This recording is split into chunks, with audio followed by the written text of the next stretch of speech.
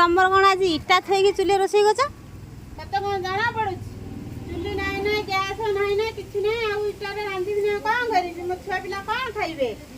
ମାନେ ଏଇ ଚୁଲିରେ କ'ଣ କ'ଣ ରୋଷେଇ କରିବ ଆଜି? ଏଇ ଚୁଲିରେ ଏଇଟା ଭଜା କରିବି, କୋବି ଆଳୁ ତରକାରୀ କରିବି, ଖଡ଼ା ଆଳୁ ତରକାରୀ କରିବି, ଆଉ ଶାଗ ଖଡ଼ିବି।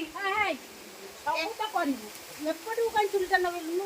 ନାଇଁ ସେଇଆ କରିବି ଆଉ କ'ଣ କରିବି? ଟଙ୍କା 1000 ପାଇଁ ବୁଲି ଆଇଲେ କେହି ଦଉନାହାନ୍ତି। ଟଙ୍କା ପୁରା ପଦାରେ ପଡ଼ିଛି ଗଲୁ ଆଣିଥାନ୍ତୁ। ଆଉ ଛାଡ଼ ସେସବୁ କଥା। ମୁଁ ଆସି କହୁଥିଲି କ'ଣ ହବ? ହଁ ମୁଁ କହୁଥିଲି ମୋର ଟିକେ ରୋଷେଇ କରିଦେବ ଟିକେ। ତୋର ରୋଷେଇବାସ କରିଦେବି, ଖାଇବା ପିଇବା ଦେଇ ମାଝି ମୁଝି ନେଇ ଛାଡ଼ି ଆସିବି ଘରେ। ତୁ କଳା ହବୁ କାହିଁ ଆଉ? ଆଉ ତୋର ବଢ଼ିଆ ହେଲା ଆଉ ତୋର ରୋଷେଇ ସରିଲେ ମୋତେ ଡାକିବ? ହଁ ହଁ ନିଶ୍ଚିନ୍ତ। ବରଣୀ ଥାଳି ପଠେଇବ ସେଟା ଡାକିଦେବ ତ ତୁ ଆସିକିରି ରୋଷେଇଆକୁ ଆଣେ ମୁଁ ଆଣି କରିଦେବି ସବୁ ଆଉ। ମୁଁ ଡାକିଦେବି, ତୁ ଆଣିକି ରୋଷେଇବାସ କରିବି।